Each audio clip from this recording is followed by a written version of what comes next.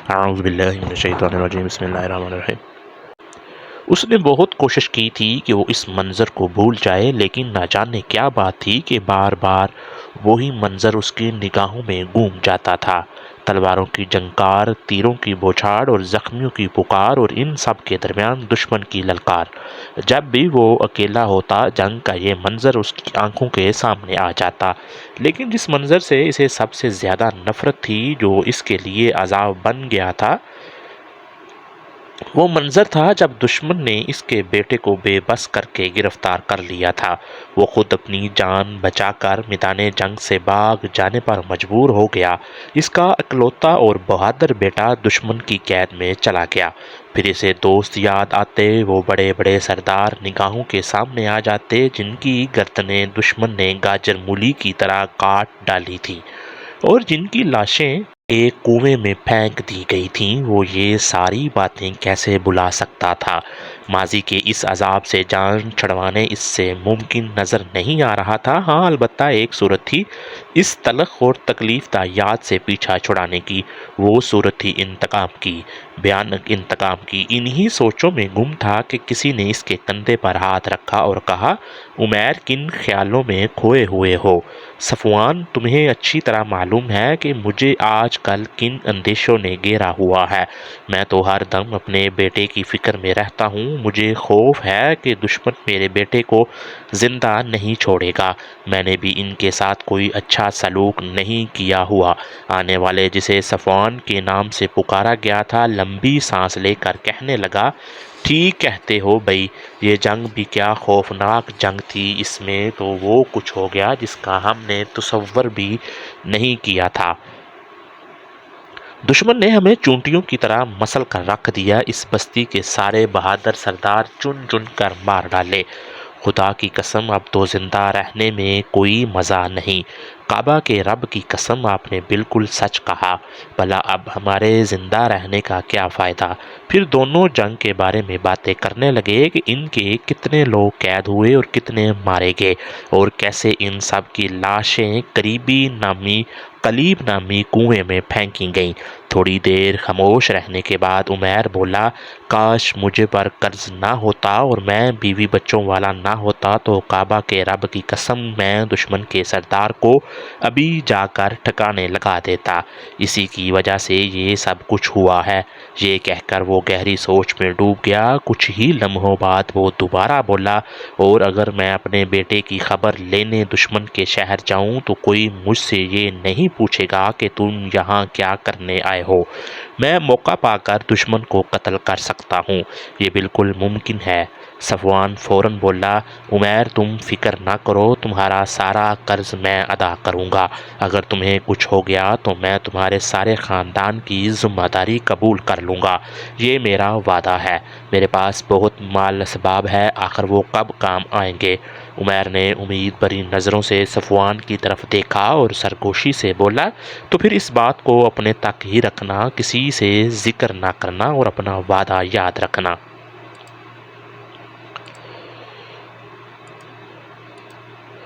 دونوں دوست ایک دوسرے کو رازداری کی تلقین کرتے ہوئے رخصت ہوئے۔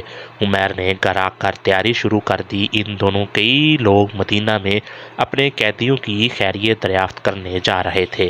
عمیر کو یقین تھا کہ وہ بھی اپنے بیٹے کے بہانے وہاں پہنچ جائے گا۔ کسی کو ذرا بھی شک نہیں ہوگا کہ وہ کس ارادے سے یہاں آیا ہے۔ عمیر نے اپنی تلوار تیز کر کے اسے زہر میں بھگویا اور اگلے ہی دن انتقام کا طوفان سینے میں چھپائے دشمن کا نام و نشان مٹانے چل پڑا۔ منزلوں پر منزلیں مارتا وہ دشمن کے شہر پہنچ گیا۔ مدینہ اس کے شہر سے 3 راتوں کے فاصلے پر تھا۔ شہر میں آ کر وہ پہلے تازہ دم ہوا، کپڑوں کا گرد و غبار چاڑا اور دشمن کی تلاش میں گھومنے لگا۔ جلد ہی اسے اندازہ ہو گیا کہ اگر وہ مسجد نبوی کے قریب رہے تو اسے کامیابی حاصل ہو سکتی ہے۔ مسجد نبوی کے قریب آ کر اس نے اپنا گھوڑا ایک طرف باندھا اور دروازے کی طرف بڑھا۔ جیسے ہی اس نے نظریں اٹھائیں، اس کے سامنے ایک ایسا شخص کھڑا تھا جس کی مثال کوئی دوسرا نہیں ہو سکتا تھا۔ وہ کسی زمانے میں اس کا اچھا ملنے والا تھا، مگر اب وہ مگر اب تو وہ بھی اس کا دشمن بن چکا تھا، اور یہ باوقار اور باروب شخص بھلا عمر بن خطاب کے سوا کون ہو سکتا تھا؟ وہ اسی جنگ کے قیدیوں کے بارے میں گفتگو کر رہے تھے، اسی لمحے حضرت عمر کی نظر عمیر پر پڑی جو گلے میں تلوار لٹکائے مسجد کی طرف آ رہا تھا۔ حضرت عمر فاروق نے اپنی بات روکی اور عمیر کی طرف اشارہ کرتے ہوئے کہا، ارے یہ ہمارا دشمن عمیر، اللہ کی قسم یہ یقیناً برے ارادے سے یہاں آیا ہوگا، اسی نے شہر کے باہر لوگوں کو جنگ پر ابھارا تھا، یہ ہماری جاسوسی بھی کرتا رہا اور اب بھی ایسے ہی کسی کام سے آیا ہوگا۔ پھر وہ فوراً مسجد کے صحن میں کی طرف لپکے، وہاں اللہ کے نبی حضرت محمد صلی اللہ علیہ وآلہ وسلم بیٹھے تھے۔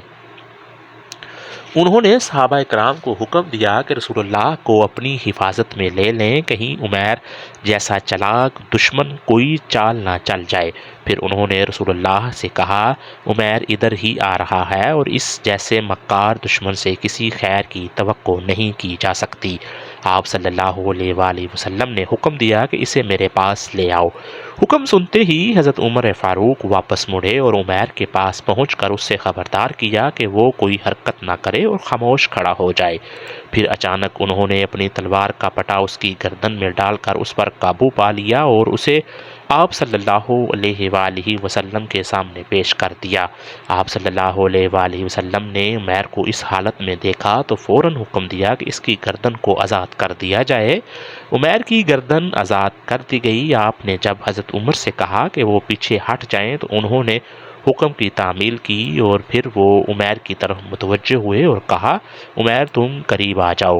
عمیر کے دل میں لڈو پھوٹ رہے تھے کہ اب منزل بہت قریب ہے، انتقام لینے کا وقت آ گیا ہے، میں قریب جاتے ہی پھرتی سے تلوار نکال کر اپنا کام کر دکھاؤں گا۔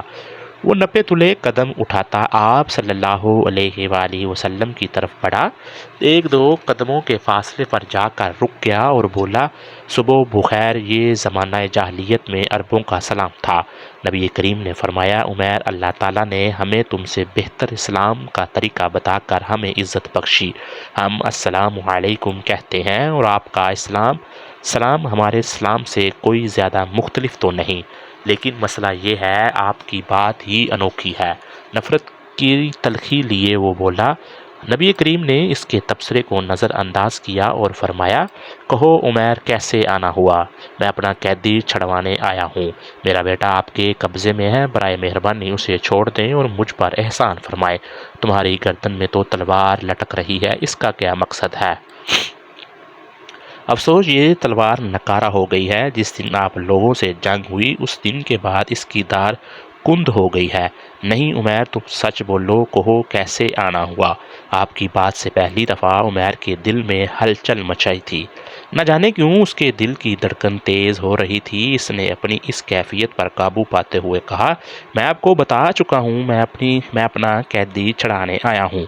آپ نے فرمایا تم اور تمہارا دوست صفوان بن امیہ حتیم کے پاس بیٹھے قلیب کنویں میں پھینکی گئی لاشوں کے متعلق کیا باتیں کر رہے تھے؟ پھر تم نے یہ کہا کہ اگر مجھ پر قرض نہ ہوتا اور میں بیوی بچوں والا نہ ہوتا تو یقیناً محمد صلی اللہ علیہ وآلہ وسلم کو قتل کرنے کی مہم پر نکل پڑتا۔ پھر صفوان نے تمہارا قرض اتارنے اور اہل و عیال کی ذمہ داری قبول کرنے کا وعدہ کیا اور تم مجھے قتل کرنے کی مہم پر نکل کھڑے ہوئے، مگر اللہ تعالیٰ نے تیرے اس گناہ منصوبے کو ناکام بنا دیا۔ یہ سب کچھ سن کر وہ حیران رہ گیا۔ اسے سخت حیرت ہو رہی تھی کہ صفوان بن امیہ کے ساتھ کی گئیں یہ باتیں تو ان دونوں کے سوا کسی نے نہیں سنی۔ اس نے اپنے بیوی بچوں کو بھی کچھ نہیں بتایا اور صفوان کی بھی یہی کیفیت تھی، پھر ان تک یہ باتیں کیسی پہنچ گئیں؟ وہ گہری سوچ میں پڑ گیا، اسے یوں لگا جیسے وہ کسی سخت خول میں بند تھا اور اب یہ خول ٹوٹنے لگا ہے، اس کے وجود پر ان کی دیکھی زنجیروں کی گرفت ڈھیلی پڑنے لگی۔ آخر وہ پکار اٹھا، اے بلند مرتبہ سردار، میں گواہی دیتا ہوں کہ آپ محمد صلی اللہ علیہ وآلہ وسلم اللہ کے رسول ہیں۔ آپ مکہ میں جب ہمیں آسمانی خبریں بتلاتے تھے تو ہم انہیں تسلیم نہ کرتے تھے، لیکن صفوان اور میرے درمیان ہونے والی گفتگو کا تو ہمارے سوا کسی کو علم نہیں تھا۔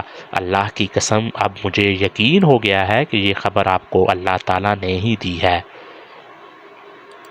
میں اللہ تعالیٰ کا شکر ادا کرتا ہوں کہ مجھے آپ کے پاس لے آیا تاکہ مجھے اسلام کی دولت نصیب ہو۔ عمیر بن وہب نے کلمہ پڑھا اور مسلمان ہو گئے۔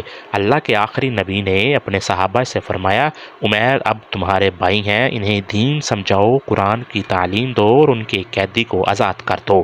صحابہ عمیر بن وہب کے اسلام قبول کرنے پر بہت خوش ہوئے۔ حضرت عمر فاروق بھی ان کے اسلام قبول کرنے پر بہت خوش ہوئے۔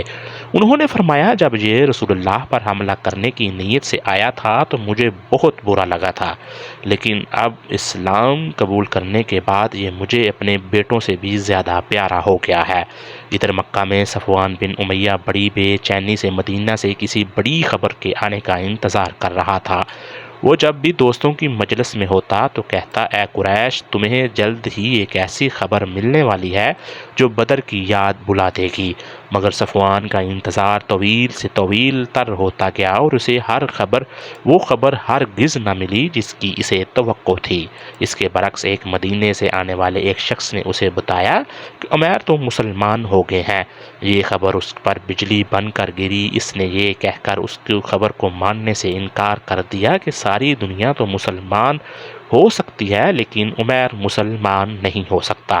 ایک دن اس کے گھر پر دستک ہوئی، وہ باہر نکلا تو سامنے عمیر رضی اللہ تعالی عنہ کھڑے تھے۔ صفوان نے غور سے ان کی طرف دیکھا، اسے یوں لگا جیسے وہ اس عمیر کو نہیں دیکھ رہا جسے اس نے اللہ کے رسول کو شہید کرنے کے لیے بھیجا تھا۔ یہ عمیر تو بالکل ہی کوئی دوسرا شخص دکھائی دیتا تھا۔ عمیر رضی اللہ تعالی عنہ نے ان کا ہاتھ پکڑ کر انہیں گھر کے اندر لے گئے۔ صفوان نے ان پر سوالوں کی بوچھاڑ کر دی۔ عمیر، اللہ کی قسم مجھے یقین ہے کہ تمہارے متعلق میں نے جو کچھ بھی سنا وہ غلط تھا۔ تم اپنے باپ دادا کا دین نہیں چھوڑ سکتے۔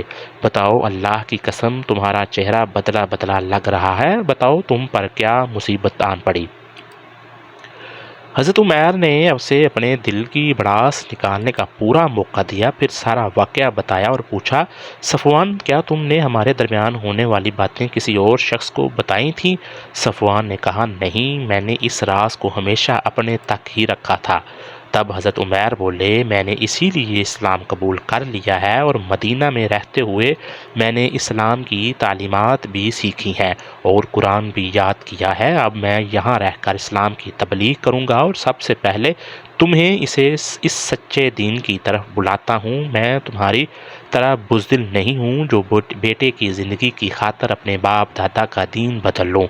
عمیر، تم نے بہت برا کیا، آج کے بعد میں تم سے کبھی کلام نہیں کروں گا۔ اور صفوان نے عمیر کو مزید کوئی بات نہیں سنی اور گھر میں داخل ہو کر دروازہ بند کر لیا۔ حضرت عمیر کے لیے اب کوئی چارہ نہ تھا، وہ واپس گھر کی طرف لوٹ جائیں۔ حضرت عمیر جان فشانی سے اہل مکہ کو دین کی دعوت دینے کے لیے دن رات مصروف ہو گئے۔ بہت سے لوگوں نے ان سے متاثر ہو کر اسلام قبول کر لیا۔ حضرت عمیر کی وفات حضرت عمر کے دور کے آخری برسوں میں ہوئی۔ اللہ تعالیٰ کی ان پر بے شمار رحمتیں نازل ہوں۔